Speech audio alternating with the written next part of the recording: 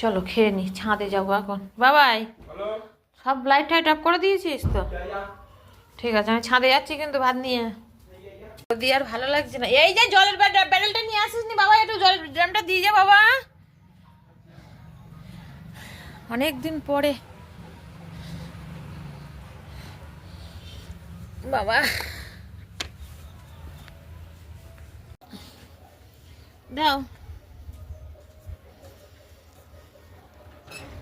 ছাদে একটু গরম গরম, বেশ ওয়েদারটা ভালো। ছাদে বস রৌদ্রের মধ্যে, ঘরের মধ্যে কি করবে? আমি তো এখানে খাবো, এখানে শুয়ে পড়বো।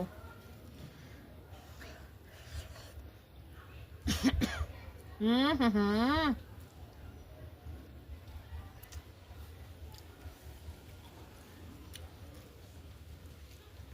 হ্যাঁ, সাদা সাদা তরকারি,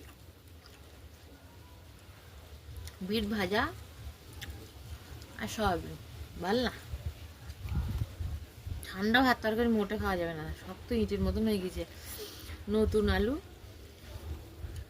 চলে গেছে বাবাই।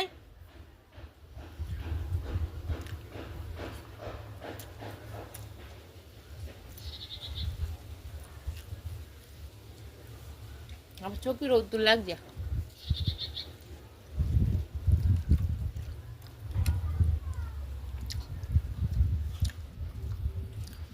বিট ভাজাটা ভালো লাগছে, আর কোনো ভাত তরকারি ভালো লাগছে না।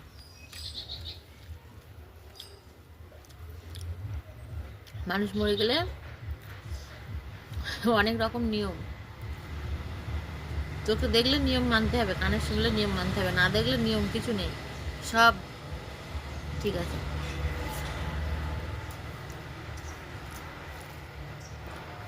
সব হচ্ছে জয় নিতা, বুঝলা? মাঠে রোদ্দুর পড়ছিলাম ভীষণ, মানে রোদ্দুরের তেজ খুব। ছাদে একটু তেজ কম আছে, এখন চোখে রোল লাগছে।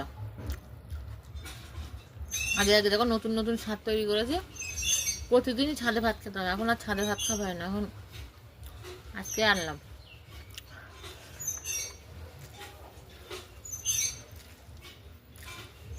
ছাদে খেতে ভালো লাগে বেশ।